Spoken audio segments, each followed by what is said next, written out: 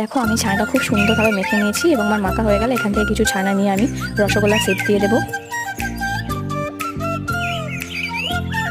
আর এখানে আমার মেয়েও রসগোল্লা বানাচ্ছে বসে বসে।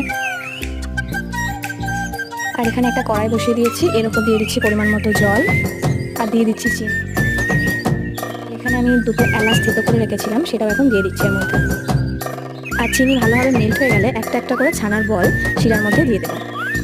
তারপর এভাবে 5 থেকে 6 মিনিট উনানের মধ্যে বসিয়ে রাখলেই রসগোল্লা রেডি হয়ে যাবে।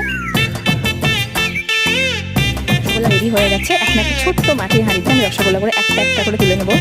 তোমরাও চাইলে এইভাবে রসগোল্লা বাড়িতে বানিয়ে খেতে পারো। আর আমার রেসিপি কেমন হয়েছে, রসগোল্লা তোমাদের কেমন লাগলো আমাকে অবশ্যই কমেন্টে জানিও। তোমরা কোন রেসিপি দেখতে ইন্টারেস্টেড সেটা কমেন্টে জানালে আমি অনেকটা মোটিভেশন পাই ভিডিও বানাতে। তাই বারবার বলি আমার ভিডিওর কমেন্ট বক্সে এসে রেসিপি কমেন্ট করতে।